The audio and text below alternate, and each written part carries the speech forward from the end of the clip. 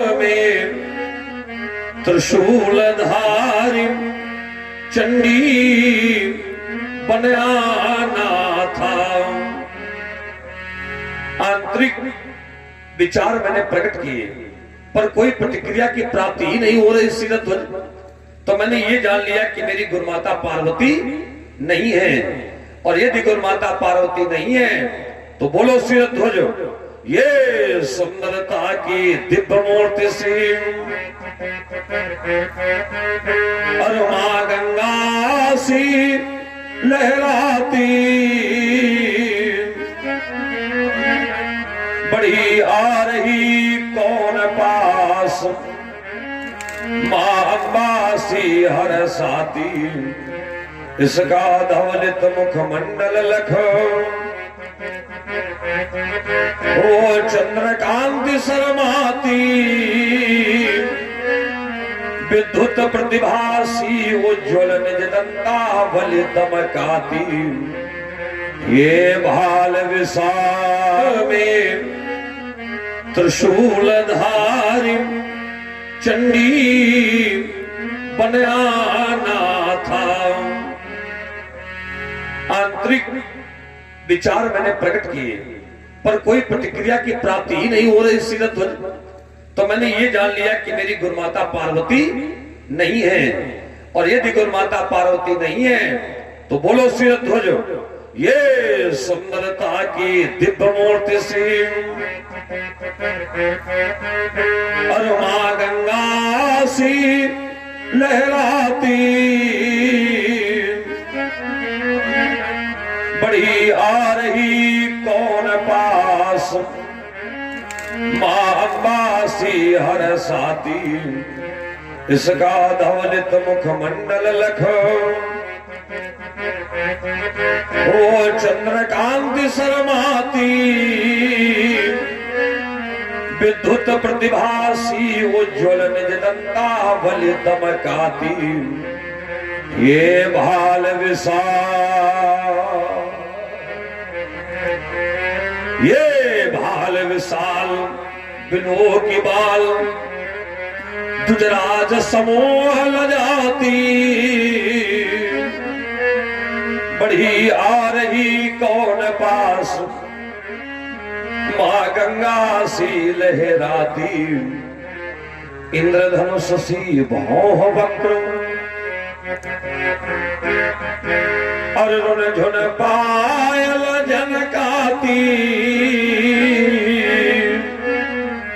नारद सारद की बीणा सी ज्ञानी बाणी गुंजाती, त्रिवेणी सी बेणी इसकी जो लहरो लहरो लहराती,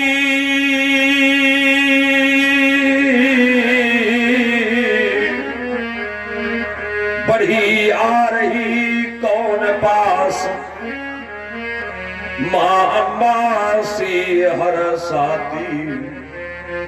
जनक की ये दुलारी कौन, जनक की कुमारी कौन, कितनी अनुपम दिव्य छटा से कन्या तुमने पाई, महाक्रांत की चिंगारी मन तेरे घर में आई, बोलो बोलो निकुल भूषण, ये राज दुलारी कौन, जनक की राजकुमारी कौन, मैं परिचय जानना चाहता हूं उस कन्या का। अवश्य ईश्वर, बालिका का संक्षिप्त परिचय प्रस्तुत है आप समय करिए। ये राजभवन की अनुपम शोभा बन देवी आनीता, भूनिक्षिप्त कुंभ में निर्मित रक्त क्षीर नवनीता, हाल कर सर से प्रकट हुई, था घोर अवसर भीता, जनगण मन अधिनायकता सेवा भाव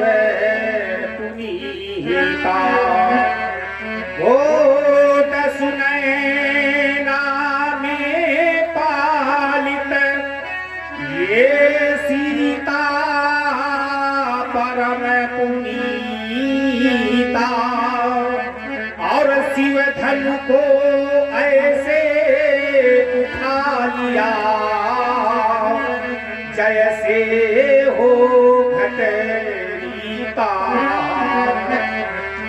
आदि शक्ति संसद की मानो ये है ऋषिवर सीता। आशीर्वाद दो दया निधे ये कभी न हो भयभीता। ये है ऋषिवर सीता। मैं ये विचार कर रहा हूं कि अब इसको आशीर्वाद दे कैसे। आशीर्वाद हम कैसे दे जब तुमने बता दिया कि आदि शक्ति संस्कृत की जानो, आदि शक्ति संस्कृत की जानो। तो जब ये आदि शक्ति संस्कृत की हो गई तो अब इसको आशीर्वाद कैसे दिया जाए। आशीर्वाद तो सामान्य कन्याओं को दिया जाता है और जो आदि शक्ति माता हो गई, संस्कृत की आदि शक्ति माता हो गई, तो उनको आशीर्वाद दिया नहीं जाता है, उनसे तो आशीर्वाद लिया जाता है। तो अब तो बड़ी विडंबना आ गई। सीधे ध्वज, अच्छा आप यही बताओ क्या आशीर्वाद दिया जा सकता है? फिर भी ईश्वर आप जैसे नैष्ठिक ब्रह्मचारी का प्रातः वेला में बालिका के लिए आशीर्वाद एक वरदान स्वरूप है। चलो कोई बात नहीं, ऐसा करते हैं कि हम इस कन्या को सामान्य बालिका ही मानेंगे। आप क्या बता रहे हैं? आप पिता हैं, ये आपका भाव है? ये मानता है। आप पिता हैं, आपका भाव है अपनी कन्या के प्रति, लेकिन मैं इस कन्या को सामान्य कन्या ही मानूंगा। और कभी कभी ऐसा भी होता है श्रीध्वज, जैसे किसी आदि शक्ति या स्वयं जगत माता ही क्यों ना हो, जब संसार के कल्याण के निमित्त यदि कहीं अवतार लेती हैं और कोई संत महात्मा जान भी जाता है कि आदि शक्ति ये माता है, जगदम्बिका है, तो वो ये सोचता है कि चलो अगर ये हमारे पैर छू रही है तो ये यदि लौकिक लीला का निर्वाह कर रही है तो हमें भी इनकी लीला का संवर्धन करने के लिए इन्हें आशीर्वाद दे देना चाहिए। और यदि मैं इनके इस रहस्य को, इस ऐश्वर्य को संसार में प्रकट कर दूंगा तो फिर लीला लीला नहीं रहेगी। जैसे नारद जी पार्वती, तो ये तो बहुत अच्छा कार्य नारद जी ने किया, जानते हुए किया। तो अगर तुम्हारे भाव के अनुसार ऐसी कोई स्थिति होगी भी तो फिर भी हम इस कन्या को आशीर्वाद दिए देते हैं, वही ज्यादा सार्थक रहेगा। अवश्य। सब पतितों दलितों दुखितों के मन की बेटी अरमान तुम्ही हो, आशीर्वाद हमारा तुमको, जन जन की वरदान तुम्ही हो। तुमसे भी से छाले सीता, ये सारे जग की नारी, सतियों में हो सती शिरोमणि, तुम बनोगी पति को प्यारी, जल जाए अधम पापी जिससे, ऐसी बनोगी चिनगारी, स्वर्ण अक्षरों में लिख जाए ये गाथा अमर, तुम्हारी सतियों में तुम पूजी जाओ, सब तेरा गुणगान करें, तेरे पति की अगुवाई ज्ञानी चलकर भगवान करें। भूली बिसरी पत से विचलित जो स्त्रियां अपने कर्तव्य धर्म से विमुख हो गई हैं, उन अबलाओं को शुभ ज्ञान तुम ही हो, आशीर्वाद हमारा तुमको, जन जन की वरदान तुम ही हो। पग पड़े तुम्हारे जहां वहां, पग पड़े तुम्हारे जहां वहां, एक नई कांति दिखलाती हो, अत्याचारों का हो विनाश, धरती माता हर साथी हो। धर्म द्रोहियों के किंचित तेरे रहते न विधान पले, तेरे संकेतों पर सीता सारे जग के इंसान चले, मिट जाए दुष्ट अत्याचारी, बड़ मानव का उत्कर्ष चले, अपने अतीत का शुभ समेट ये सारा भारत वर्ष चले, ये सारा आर्यावर्त चले। भग जाए कलुष तेरे भय से, भग जाए कलुष तेरे भय से, क्यों? क्योंकि नूतन जग की अभियान तुम ही हो, आशीर्वाद हमारा तुमको, जन जन की वरदान तुम ही हो। जाइए राजा से ले जाइए अपनी कन्या, जाइए। सखी हर्षानी निज समाज लह गई सयानी, विश्वामित्र यह मिले पुनिया,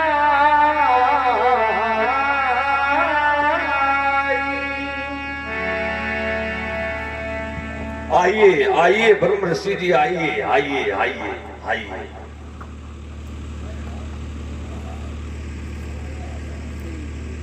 आइए, ये हमारे बाबा हैं, ये हमारे बाबा हैं, हमारे पिताजी के सगे मामा हैं। आज बहुत समय के अंतराल में जब हमारा मिलन हुआ तो मेरा हृदय मचल उठा कि बाबा से कुशल मंगल पूछी जाए, क्योंकि शिष्टाचार की यही नीति कहती है हम कुशलता पूछें। लेकिन तत्काल हमें पुराणों के सिद्धांतों ने रोक दिया। मेरे पुराणों में दिया गया है, हमारे पुराणों में दिया गया है कि भवेस्तु कुशला प्रश्ना आत्मा रामो निस्ते। जिस संत की अंतर आत्मा परमात्मा में रमण करने लगे, ऐसे संत से कभी भूल करके भी कुशलता नहीं पूछनी चाहिए। किसी संत महात्मा के दर्शन करने जाओ और यदि संत महात्माओं की जीवन शैली इस प्रकार की है जैसी मैंने अभी अभी बताई है, तो ऐसे संत के केवल दर्शन करो, उससे कुशलता पूछने का आपको कोई अधिकार नहीं है। तो आपने साधना करके जो ऊंचाई प्राप्त की, आप राजर्षि थे, राजर्षि से महर्षि बने, महर्षि से ब्रह्मर्षि बने, सब ऋषियों में आपका स्थान बन गया। तो साधना करके जो ऊंचाई आपने प्राप्त की है, इस ऊंचाई पर जब हमारा ध्यान जाता है तो हमें कुशलता पूछने का तो कोई अधिकार ही नहीं आपसे कि आपसे कुशलता पूछ सके। लेकिन दूसरी ओर विचार करता हूं कि आप हमारे पिताजी के सगे मामा हो, तो सांसारिक कर्तव्यों का निर्वाह तो ऋषि मुनि भी करते हैं। तो सांसारिक कर्तव्यों का निर्वाह करने के लिए मैं जानना चाहता हूं आप कुशल मंगल से हैं। जिस प्रकार से आप हमारी कुशलता जानना चाहते हैं, उसी प्रकार से हम भी तुम्हारी कुशलता जानना चाहते हैं। हमारी कुशलता की बात तो ये है कि अतीत में कुछ समय ऐसा आया जब कुशलता दूर हो गई थी, क्योंकि हमारे धार्मिक अनुष्ठानों में व्यवधान पड़ने लगा था। लेकिन वर्तमान समय हमारा कुशलता से युक्त है। अब तो कुशलता को मैं साथ में लिए घूम रहा हूँ। अति सुंदर, आपने मेरी कुशलता पूछी, इसका बड़ा सीधा उत्तर हमें यही लग रहा है कि आप हमारे बाबा हैं। और जब पिता और बाबा ये कह दे कि हम कुशल से हैं, तो फिर इसी में पुत्र और पौत्रों को मान लेना चाहिए कि इसी की कुशलता में ही हमारी कुशलता है। तो आप कुशल से हैं, तो आपकी कुशलता में ही हमारी कुशलता है। प्रिय पुत्र राम, ये भार्गव परशुराम है। बाकी परिचय भार्गव परशुराम जी के मुख से ही सुन चुके हो। अपने दायित्व का निर्वाह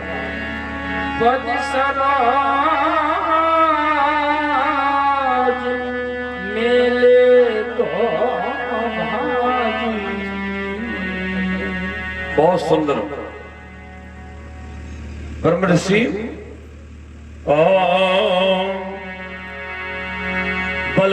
बलाढ्यो सर्वांगो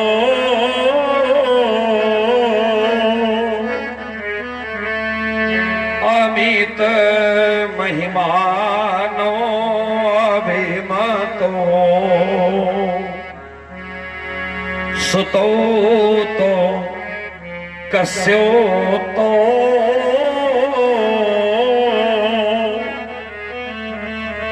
मदन अभिमानम परिहरो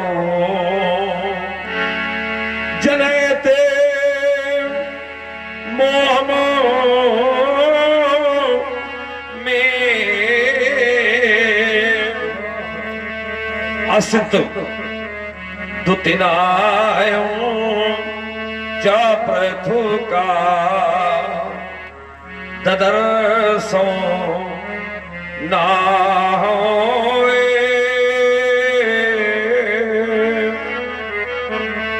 प्रकथे चकोसिक मुनिवरे। इन्हें देख मम मानस में मुनिवर सुख का संचार हुआ। बालक स्वरूप में लगता है कि ये क्रांति गोरा वाला, ये शांति अवतार हुआ।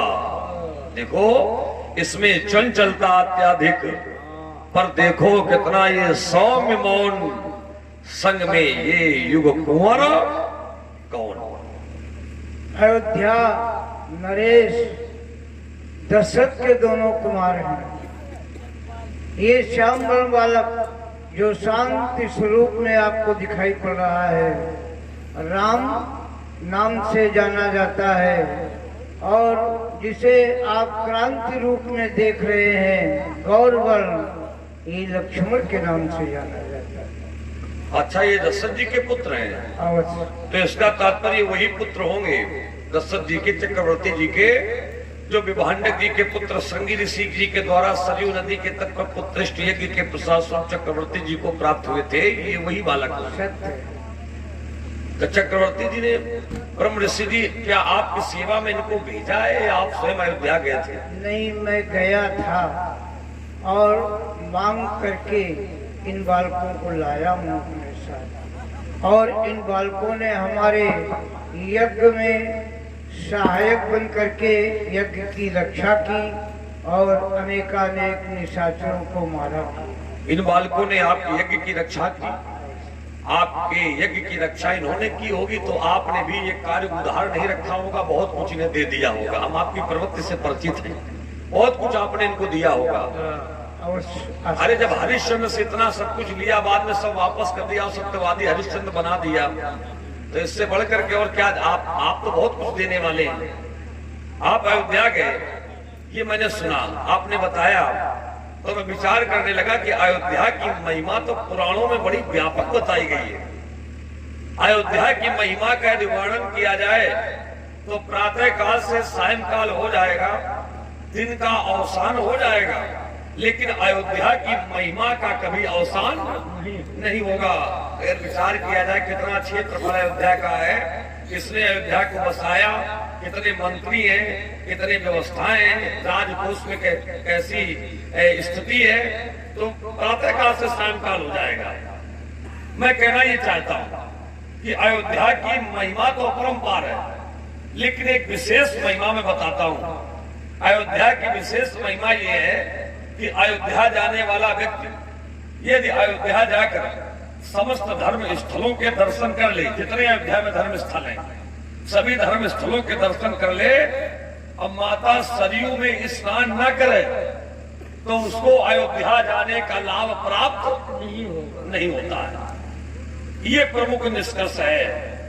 आप भी अयोध्या गए तो आपने सरयू स्नान किया था कि नहीं किया था? करिमज्जन सरयू जल गए भूप दरबार, सरयू स्नान किया था।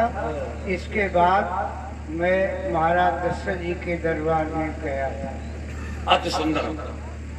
तो इस चरित्र से आप लोगों को भी अनुकरण लेना चाहिए कि कभी भूल करके भी या जान करके कभी अयोध्या जाना तो माता सरयू में स्नान अति आवश्यक है। अच्छा, ब्रह्म ऋषि जी जाते समय ही स्नान किया था कि लौटते समय भी स्नान हुआ था? लौटते समय अयोध्या में स्नान नहीं किया है। जहाँ पर इन बालकों को हमने कुछ दिया है वहाँ पर स्नान किया है। अच्छा अच्छा, तो वो स्थल अलग है कहीं। चलो आपकी बात है। वैसे ये जो गोस्वामी जी की रचना है तो इस रचना के अनुसार तो आप यथार्थ बोल रहे हैं, आप बिल्कुल सत्य कह रहे हैं कि जाते समय स्नान हुआ है, लौटते समय स्नान नहीं हुआ है। लेकिन वाल्मीकि रामायण में ऐसा प्रमाण मिलता है कि आपने जाते समय भी स्नान किया और लौटते समय में भी आपने स्नान किया। और उसके बाद अयोध्या में सरयू नदी कैसे आई है इसकी विस्तृत व्याख्या भी आपने की। आगे बढ़े तो करुष और मलद ये दो देश थे, ये कैसे बसे इसकी व्याख्या भी आपने की है। लेकिन आपकी बात सत्य इस जगह से है कि मानस में ऐसा कोई उल्लेख प्राप्त नहीं है, लेकिन वाल्मीकि रामायण में ऐसा उल्लेख दिया गया है। चलो कल्पांतर की बातें हैं, इन बातों को इसी जगह पर विराम देते हैं और इन बालकों को हम आशीर्वाद देते हैं। आम बढ़ावे धन बल यशो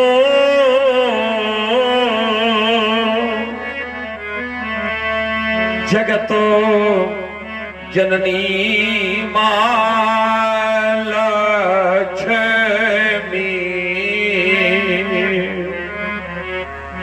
विराजे जिह्वा परो सदा विद्यामां सरस्वती करे कुल आयु की वृद्धि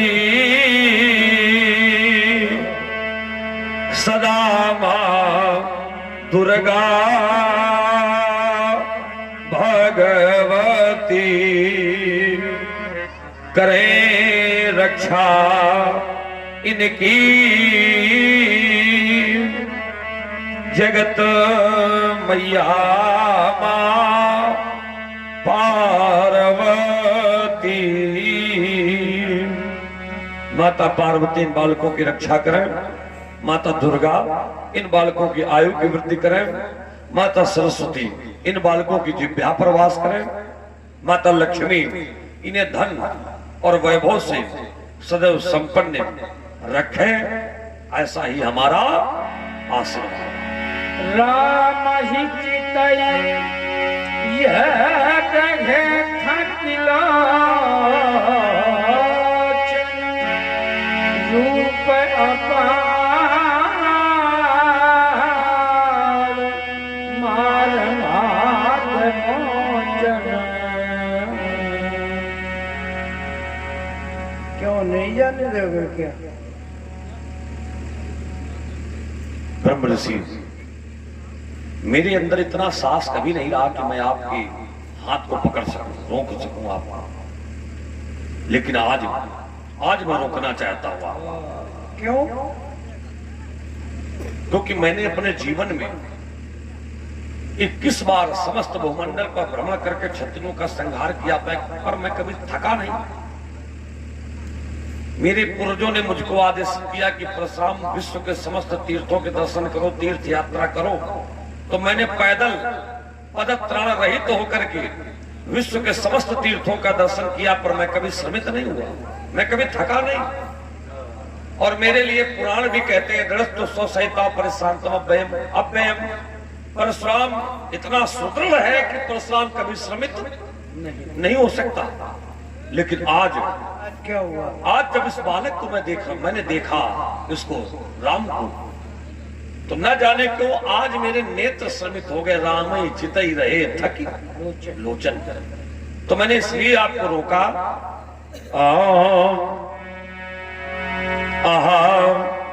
तपोमूर्ति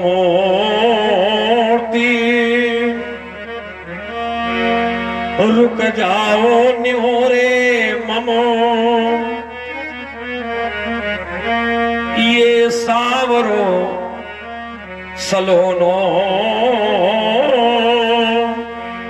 आज देख लेने दो। उमड़ा है अगाध प्रेम मेरे मनमानस में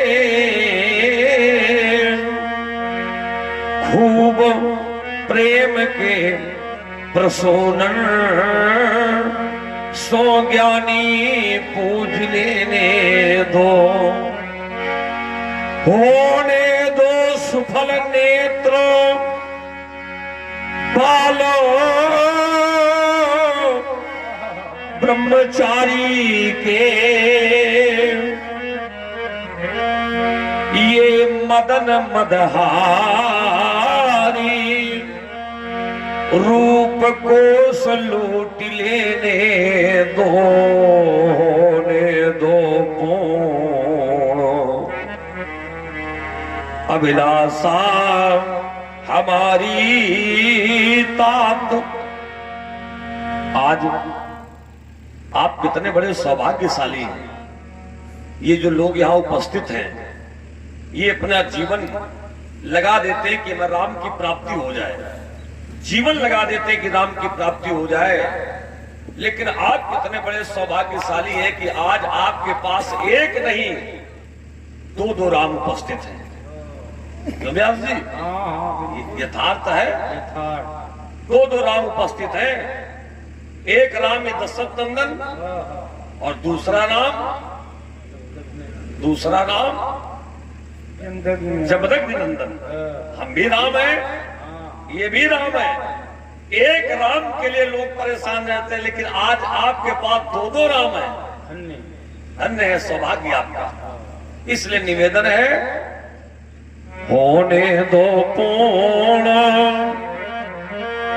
अभिलाषा हमारी तात। देखो इस राम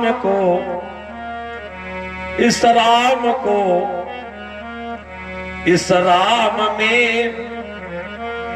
आजो रम लेने दो।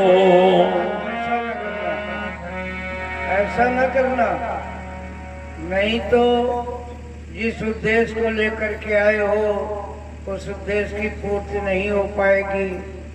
इसलिए इनमें रमने की आवश्यकता नहीं है, मैं लिए जा रहा हूँ। चलो मिथिला नरेश कहाँ जनक बहुरी बिलो की पिते घसन कहौ कहत भीर पूछत जानी अजान जी व्याप्यो को शरीर। बता जनक, अनेकानेक देशों के नेपाल मिथिला में क्यों आए? मिथिला को तूने क्यों सजवाया?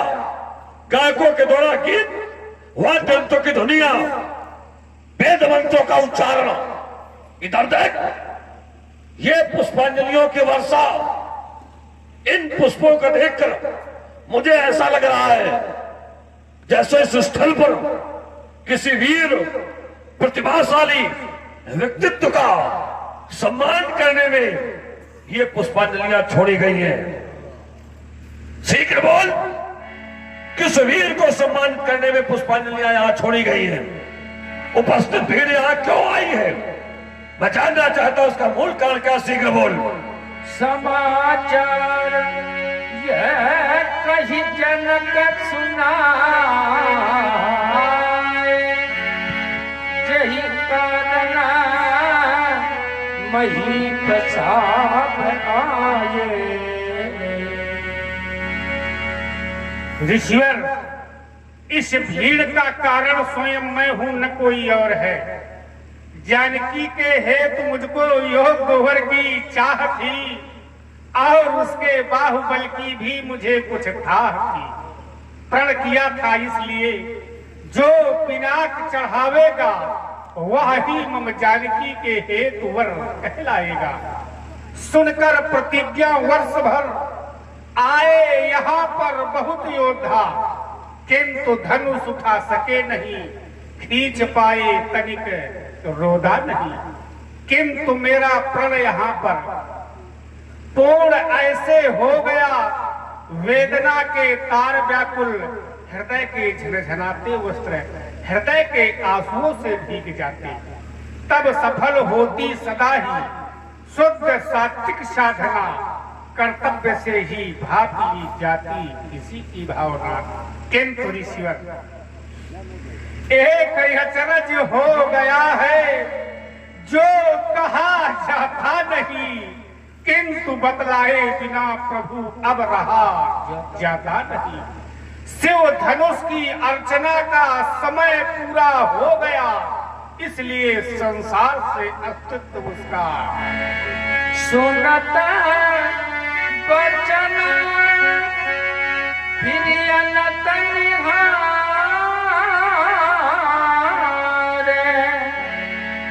देखे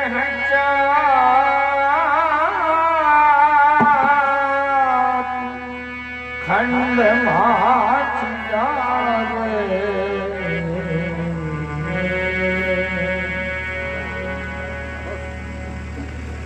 देख करके भी विश्वास नहीं होता है कि अजगों का विनाश हो गया, क्योंकि अजगों को तोड़ने की तो बात छोड़ो, त्रिलोक में ऐसा कोई वीर पुंगो पैदा ही नहीं हुआ जो अजगों को तिलमात्र हिला दे। परंतु बार बार दृष्टिपात करने पर इसमें और अजगों में अंतर प्रतीत नहीं होता। ओह, ये तो भगवान शंकर का ही आयुध अजगो है। आज मानवता का रक्षक चला गया, आज दानवता का संहारक चला गया। अब किसके सहारे बचेगा धर्म भारत का? किसके सहारे त्रिलोक को सुख पाएगा? किसके सहारे स्वच्छंद विचरेंगे संत?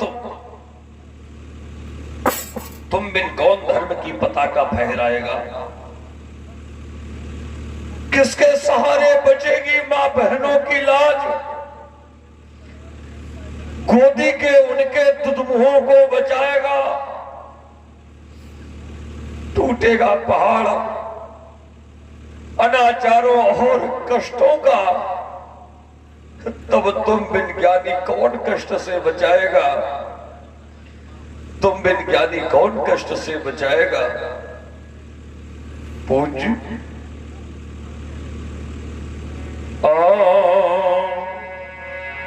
पार्वत्या निज भरत रायुध,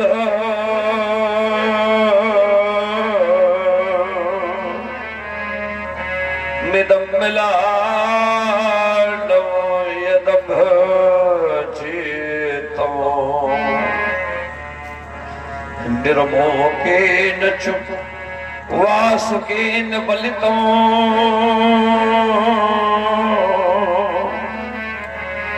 यत सादरो नंदिना,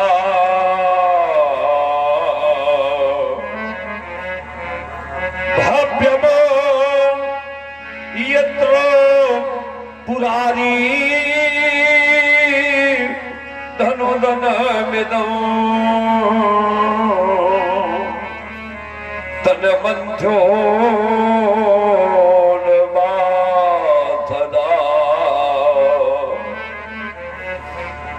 सत्यो मम राम नाम विभवे, द्विधा कृतं दृश्यते।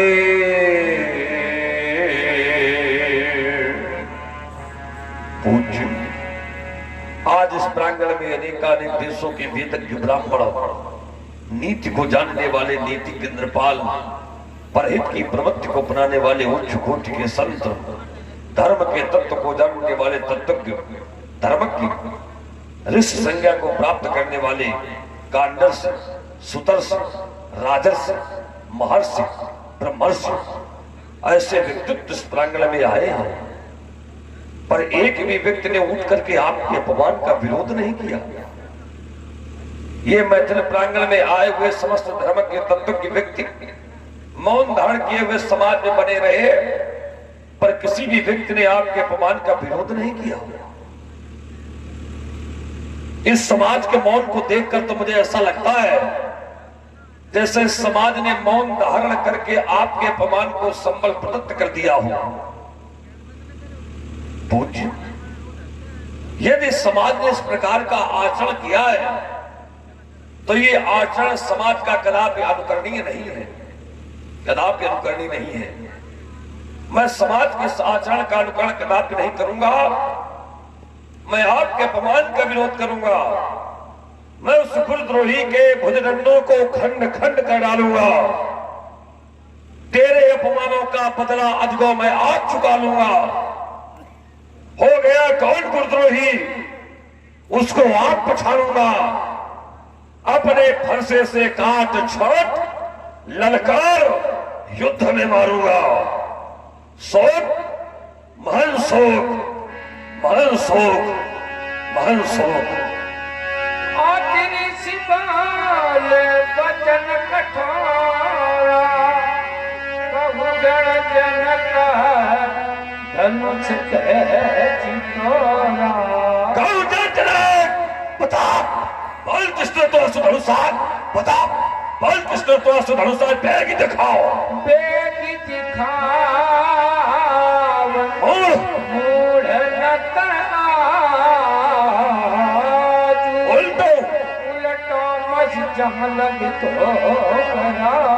जिस व्यक्ति ने भगवान ब्रह्म के इस धनुष को तोड़ा उसको शीघ्र मेरे नेत्रों के सम्मुख उपस्थित कर दो सीरत हो।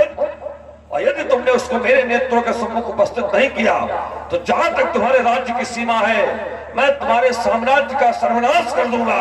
तोरे गुणंद ताके तोरो भुजंड दो, कठिन कुठासो कंठ काट जारी हो। क्या कहे तो तुराय धन विदे, क्यों क्या कहे तो तुराय धन विदे। तौर तुरंत आज तेरे तार तार करी हो के गुरु सो उन्हें प्रमोद भय देव पुर को पूरी भूल करी हो। इधर देख छाटी छाटी छित के छत्र के छवैयन को छत्रपति छत्रन को छार छार छार करी हो। अजगर उतर केतन अपनाही, कुटिल भूप हर्षे मान माही। सब है के लोग सब जान जान की भीड़। हृदय नहन विषाद बचन बोले श्री रघुवीर। हे पूज्यवर, भगवान शिव के इस पावन पुनीत आयुध का खनन करने वाला कोई आपका एक दासी होगा। हे तोड़ा जिसने है धनुआ ये शिवा नाथ का वो दास है आपका, दास है आपका। तोड़ा जिसने है धनुआ ये शिवा नाथ का वो दास है आपका, दास है आपका। नाथ सब धनु भोजनिहारा होई केऊ एक दास तुम्हारा। शिव धनुष तोड़ने वाला भी कोई शिव प्यारा ही होगा जिसने ऐसा अपराध किया। वह दास आपका ही होगा। जो कृपा पात्र है इन गुरुओं का वह चुप कैसे रह सकता है। और जिन पर है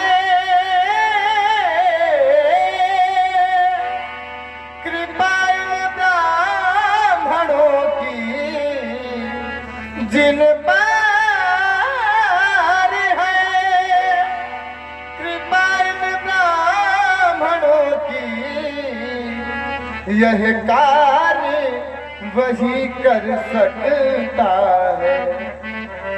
आयस का कहीं कि न मोही, बार बार बिनवो मुनि तो। कहना इस दास के लिए आपकी क्या? शिव का धन जिसने तोड़ा है वो दास हमारा क्या होगा? अधिका जैसे कर काम कोई कैसे मुझको प्यारा होगा। जिससे जग को त्राण मिला, जिससे मानवता बच पाई, जिससे मुनिमंद हुए निर्भय देवों की मर्यादा बच पाई, उस अजगों को जिसने तोड़ा है वो कैसे शिव का प्यारा होगा? क्यों? वो कैसे शिव का प्यारा होगा? तुम उल्टा पाठ पढ़ाते हो कि दास हमारा होगा। राम, तुम्हारी सेवा की परिभाषा से मैं संतुष्ट नहीं हूं। सेवक का ये धर्म नहीं है, सेवक का आचरण नहीं है, सेवक का कर्तव्य नहीं है। आदरणीय व्यास जी, आप बताइए सेवक का धर्म क्या है? सेवक सो यह चक्र चमकाई, अरि करनी करि करि लगाई। सेवक राम वो होता है जो अपने स्वामी की सेवा करता है, अपने स्वामी का हित करता है, अपने स्वामी की मर्यादा की रक्षा करता है। राम उसको कहते हैं सेवक। इसके विपरीत आचरण यदि कोई व्यक्ति कर रहा है तो सेवा का नहीं होता राम, वो होता शत्रु का आचरण। धनुष तोड़ने वाले ने मेरे आराध्य, मेरे इष्ट देव, मेरे गुरुदेव भगवान शिव के धनुष को तोड़ा है राम, और शंकर जी के धनुष को तोड़कर उसने हमारी सेवा नहीं की है। शंकर जी हमारे गुरुदेव हैं, उसने मेरे गुरुदेव के धनुष को तोड़ करके हमसे शत्रुता की है राम। अब जिसने शत्रुता की है उसको हम सेवक के रूप में स्वीकार नहीं करेंगे राम। वो मेरा शत्रु है और उसके प्रति मेरे हृदय में शत्रुता कितनी प्रबल है ये सुनो राम। सुनबू राम जय शिव धनु तारा, सख सबाभूषम सोरी तुम्हारा। सुनो राम, सुनो, जिसने भी भगवान शंकर के धनुष को तोड़ा है वो चाहे जो सहिष्णुवर्जुन के समान मेरा घोर पैरी है, रिपु है, आदि है, सो भी लगाओ, सो भी लगाओ, बिहारी समाजा नत मारे जई है, मारे जई है साब राजा। जिस व्यक्ति ने भगवान शंकर के धनुष को तोड़ा है वो समाज से निकल करके बाहर आ जाए, अन्यथा देश देशांतर के सारे राजा मारे जाएंगे। सुनि मुनि बचन लखन सिकाने, बोले परसु धरई अपमाने।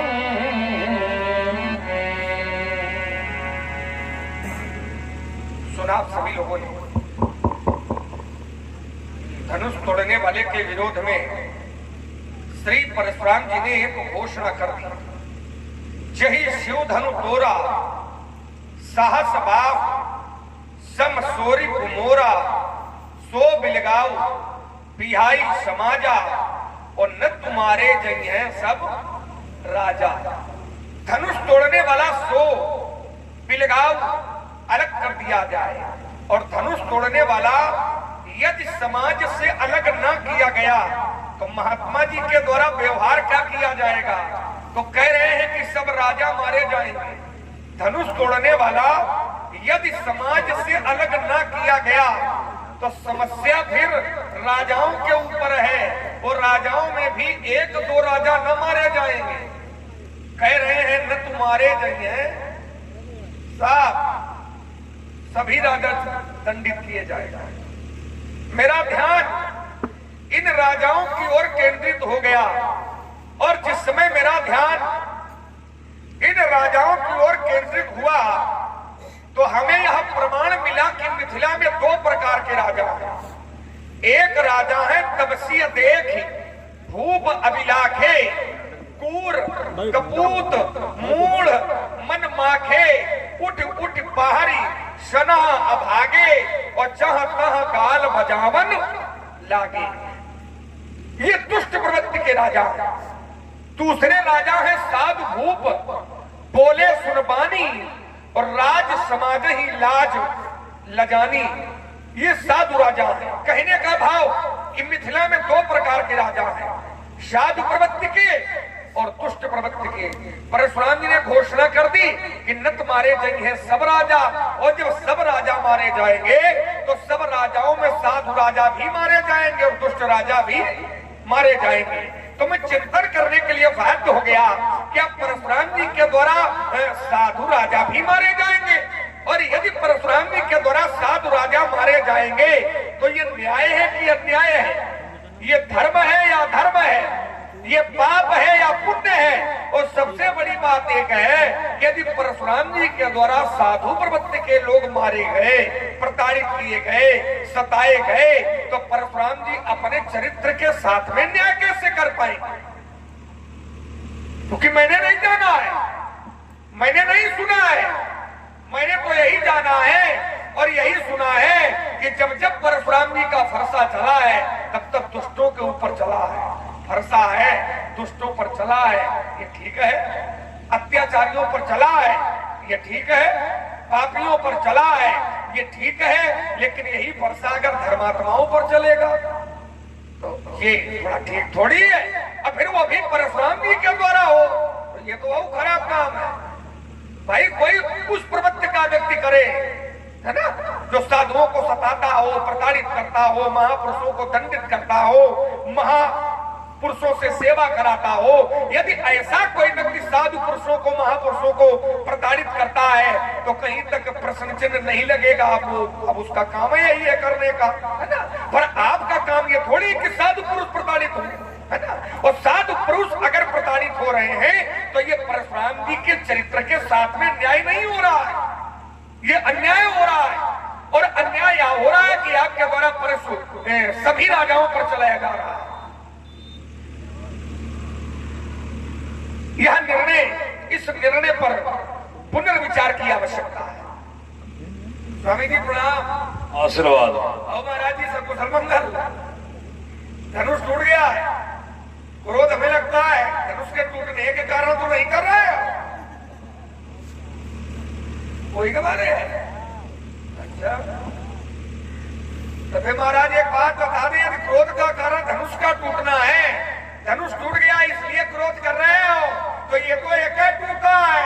जब मैं छोटा था ना तब एक नहीं बहुत खरवी तोड़ी लड़काई, लड़काई में हमने बहुत तोड़ी है। और जब हमने बहुत तोड़ी तब कबहू ना असरिस असरिस कसरिस कसरिस असरिस ऐसा रिस ऐसा क्रोध नहीं किया। तो क्या धनुष के प्रति ममता, और यदि ममता है, यदि ममत्व है तो कई हेतु, इसका क्या हेतु है, क्या कारण है, व्यक्त करें पूज्यपाद प्रातः। राजकुमार लक्ष्मण, तुमने कहा कि लड़काई में मैंने बहुत सी धनुइयां तोड़ी हैं, आज धनुष टूटा है, आज आप विरोध कर रहे हैं। लड़काई में मैंने धनुइयां तोड़ी तो आपने विरोध क्यों नहीं किया? अरे ये तो बड़ी सामान्य बात है, ये तो तुम्हें समझ लेना चाहिए कि ये धनुष और तुम्हारी धनुइयां कभी बराबर नहीं हो सकती। रे न बालक काल बस बोलत तो न संभार, क्या धनुही सम त्रिपुरारी धनु जो विदित सकल संसार। तुम्हारी धनुइयां त्रिपुरारी महादेव जी की समता कभी नहीं कर सकती, कभी बराबरी नहीं कर सकती राजकुमार। इसका कारण है क्योंकि हमारे पुराणों में, हमारे वेदों में हम लोगों के जीवन के आधार को लेकर के कुछ मार्ग प्रशस्त किए गए हैं। हमारे वेद में यजुर्वेद का उपवेद धनुर्वेद है। धनुर्वेद में बताया गया है कि धनुष के कई प्रकार हैं, कई प्रकार हैं। प्रमुख प्रकार 3 हैं। पहला धनुष होता है यौगिक चाप, दूसरा होता है युद्ध चाप, और तीसरा होता है दिव्य चाप। चाप माने धनुष। होते तो कई प्रकार के हैं पर ये 3 प्रमुख हैं, क्योंकि 3 कर्म ही जीवन में जुड़ते हैं। विशेष करके जीवन तो जीवन भर चलता है। जब बालक छोटा होता, क्षत्रियों का बालक, और युद्ध सीखने का प्रयास करता है, तब उस बालक को यौगिक चाप दिया जाता है। युद्ध चाप नहीं दिया जाता है, यौगिक चाप दिया जाता है। क्यों दिया जाता है? कि यदि युद्ध सीखने में धनुष टूट भी जाए तो टूटने से कोई हानि ना हो। यौगिक चाप दिया जाता है, और यौगिक चाप के माध्यम से जब बालक युद्ध करना सीख जाता है, तब धनुष में परिवर्तन कर दिया जाता है। फिर आगे चल करके उसको युद्ध चाप दिया जाता है, और जब युद्ध में भी विजय कहीं प्राप्त करता है, तब उस समय गुरु जी प्रसन्न हो जाए या देवी देवता प्रसन्न हो जाए, तब उसको दिव्य चाप की भी प्राप्ति हो सकती है। ये क्रम रहता है जीवन का। इसी को सामान्य प्रकार से बता दें, आप लोगों के घर में बच्चे होंगे पढ़ने वाले, जब वो बालक छोटे होते हैं, अबोध होते हैं और पढ़ने लिखने का प्रयास करते हैं, तो उनको वही पुस्तक पढ़ने के लिए दी जाती है कि अगर पढ़ते पढ़ते पन्ने फाड़ करके भी फेंक दे तो कोई हानि ना हो। वही पुस्तक दी जाएगी पढ़ने के लिए। अबोध बालक को कभी वेद पुराण शास्त्र नहीं दिए जाएंगे कि इनको पढ़ो, वही पुस्तक दी जाएगी कि अगर पन्ने में फाड़ दे तो कोई हानि ना हो। और जब उसमें समझ आ जाती है, तब उसके बाद फिर पुस्तकों में परिवर्तन कर दिया जाता है। और जैसे जैसे वो प्रगति मार्ग पर आगे बढ़ता है, पुस्तकों में परिवर्तन होता चला जाता है। और एक दिन वो आता है कि जब वेद पुराण शास्त्र भी गुरु जी के द्वारा दे दिए जाते हैं कि अब आप इनका स्वाध्याय कीजिए। तो जैसे बालक को प्रारंभ स्थिति में पढ़ने के लिए पुस्तक दे दी जाती है, वो यदि उसके पन्ने फाड़ भी दे तो कोई हानि नहीं होती है। तो वो पुस्तक और वेद पुराण कभी बराबर नहीं होते। उसी प्रकार से तुमने लड़काई में धनुइया तोड़ी, लड़काई में जो धनुइया तोड़ी होती है यौगिक चाप, और आज जो टूटा है ये है दिव्य चाप। दिव्य चाप और यौगिक चाप ये कभी बराबर नहीं होते। क्या धनु सम त्रिपुरारी धनु, त्रिपुरारी धनु जो विदित सका संसार, इस पर विचार करने की आवश्यकता है। एक शंका तुमने की कि परशुराम जी ने कहा है न तुम्हारे जाइए सब राजा, सारे राजा मारे जाएंगे। भार्गव श्री परशुराम जी एवं श्री लखन लाल जी के मध्य धनुष पर केंद्रित प्रारंभिक चर्चा का आप सभी लोग अवलोकन कर रहे हैं, और अवलोकन की प्रस्तुति के साथ साथ मूल्यांकन करते हुए हमारी झंडे बाबा रामलीला आयोजक समिति के वरिष्ठ कार्यकर्ता हमारे गुड्डू पाल जी, जो हमारे ग्राम झंडापुर के ही निवासी हैं, आपकी ओर से एकादश पत्र मुद्राएं परशुराम जी, एकादश पत्र मुद्राएं श्री लक्ष्मण जी के चरणों में भेंट की गई हैं। कानपुर महानगर से हमारे आदरणीय श्री विजयकांत त्रिपाठी जी, आपके द्वारा 21 पत्र मुद्राएं परशुराम जी, 21 पत्र मुद्राएं श्री लखन लाल जी के चरणों में सादर भेंट की जा रही हैं। कोट कोट धन्यवाद। और साथ ही ये कि न मारे गए हैं सब राजा, सारे राजा मारे जाएंगे, ये परशुराम जी ने निर्णय लिया है। तो सारे राजाओं में तो राजाओं के प्रकार अलग अलग हैं। दो प्रकार के राजा हैं, साधु भी हैं असाधु भी हैं। असाधु मारे जाएं कोई हानि नहीं, लेकिन साधु ना मारे जाएं, अन्यथा ये परशुराम जी का चरित्र नहीं है। देखो इसका प्रत्युत्तर सुनो। जब किसी अपराधी का अन्वेषण किया जाता है तो वहां व्यक्ति विशेष को निमित्त बना करके निर्णय नहीं लिया जाता है। यदि अपराधी नहीं मिल रहा है और समाज के अंतर्गत है तो वहां पर प्रवृत्ति दे करके निर्णय नहीं लिया जाएगा, वहां सार्वजनिक ही निर्णय लिया जाएगा। जैसे अगर एक छात्र अपराध कर दे, कक्षा का एक छात्र अपराध कर दे और गुरुजी को ना मिल रहा हो, ये दृष्टांत है हमारा, हमें गुरुजी ना समझ लेना।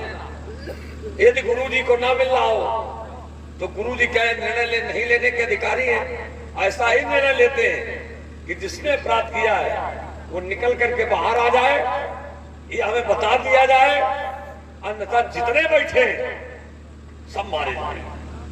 अब जरा हमें ये तुम ही लोग बताओ कि जितने बैठे तो उनमें क्या अच्छे नहीं बैठे? या उनमें बुरे नहीं बैठे, उनमें तो अच्छे बुरे दोनों बैठे, लेकिन चूंकि अपराधी की खोज होनी है इसलिए वहां निर्णय सर्वजन किया जाता है कि जिसने किया वो बताया जाए, सब मारे जाए, सब दंडित किए जाएंगे। तो यहाँ हम भी अपराधी चाहते हैं, जिसने धनुष तोड़ा है उसको मैं चाहता हूँ, उसको देखना चाहता हूँ, उससे मिलना चाहता हूँ। और वो व्यक्ति समाज में बैठा है, अब यदि समाज में बैठा है तो उसको निकालने के लिए ये हमारा निर्णय है कि वो समाज से बाहर आ जाए या समाज उसको बाहर करे। और यदि ऐसा नहीं होगा तो जितने राजा आए सारे राजा मारे जाएंगे। राजाओं को मारने का हमारा कोई संकल्प नहीं है, कोई संकल्प नहीं है। अगर संकल्प होता तो हम ये कहते थोड़े कि मत मारे जाइए सब राजा, अब तक आधे मरे पड़े होते, इतनी हमें देर कहां लगती है। लेकिन हमारा ये निर्णय है कि हमें हमारा अपराधी मिल जाए और हमें नरसंहार न करना पड़े। हम तो चाहते हैं कि भय दिखाओ, भय दिखाओ और काम बनाओ, सीधा निष्कर्ष निकालना चाहते हैं। इसलिए मैंने ऐसा कहा है और हमारा कोई कहने का अर्थ नहीं था इन राजाओं का वध करना, संहार करना मेरा उद्देश्य नहीं है, यदि हमें हमारा अपराधी मिल जाए। बहुत सुंदर। आइए सभी लोग अपने अपने कान मेरी ओर केंद्रित करें और जहां से परशुराम जी ने विराम लगाया है मैं अपने तर्क की द्वितीय श्रृंखला का वहीं से शुभारंभ कर रहा हूं। हमने कहा मिथिला में परशुराम जी ने कहा राजा सब मारे जाएंगे, उस सब में दो प्रकार के राजा हैं, एक साधु प्रवृत्ति के हैं, दूसरे दुष्ट प्रवृत्ति के हैं। तो आपने कहा देखो अपराधी का जब अन्वेषण किया जाता है, अन्वेषण माने खोज, जब अपराधी की की जाती है तो उसमें प्रवृत्ति थोड़ी देखी जाती कि ये साधु प्रवृत्ति का है या दुष्ट प्रवृत्ति का है। और जैसे में आपने एक उदाहरण दिया कि जैसे कोई विद्यार्थी है यदि वो अपराध करता है तो गुरु के द्वारा जो दंड देने की घोषणा की जाती है वो समस्त विद्यार्थियों के लिए की जाती है, क्योंकि अपराधी की खोज करनी है। अब धनुष तोड़ने वाला मेरा अपराधी है। अब ध्यान देना थोड़ा, धनुष तोड़ने वाला ये जो शब्द आपने प्रयोग किया है ये शब्द ही आपका गलत है कि उसने अपराध किया है। शब्द आपने प्रयोग किया कि धनुष तोड़ने वाला मेरा अपराधी है, और जब अपराधी की खोज की जाती है, अन्वेषण किया जाता है तो उसमें प्रवृत्ति नहीं देखी जाती है। तो पहली बात तो ये शब्द ही आपका अनुपयुक्त है धनुष तोड़ने वाले के प्रति कि वो अपराधी है, वो अपराधी नहीं है महाराज। आपने जो चिंतन दिया है वो बात ही नहीं धरातल पर टिकी है।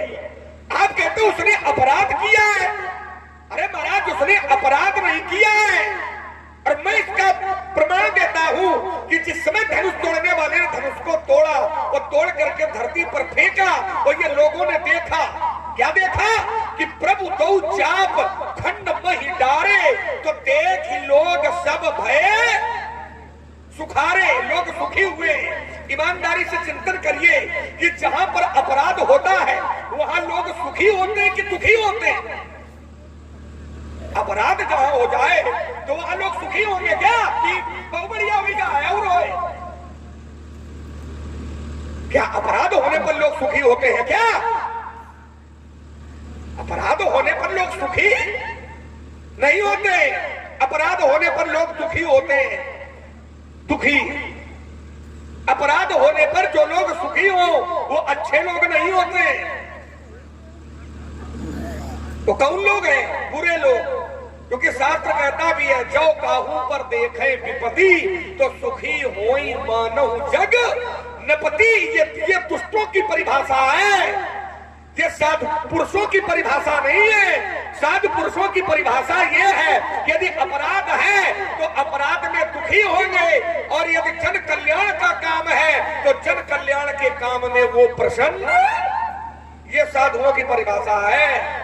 आप कहते हो उसने अपराध किया, अरे अपराध किया होता तो क्या ये लोग सुखी होते क्या?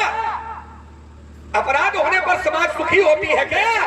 अब इन लोग सुखी हैं। देख लोग, लोग, लोग शब्द है, और ये लोग कौन है? ये लोग कौन है?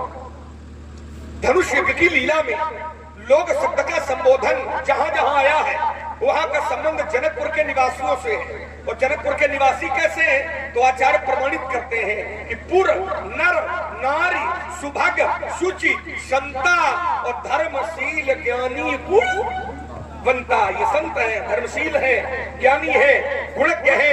क्या ये लोग अपराधी के अपराध को देख करके प्रसन्न होंगे क्या? साधु संत महात्मा अपराध होने पर प्रसन्न होते हैं। साधु संत महात्मा धर्मशील ज्ञानी गुणवान।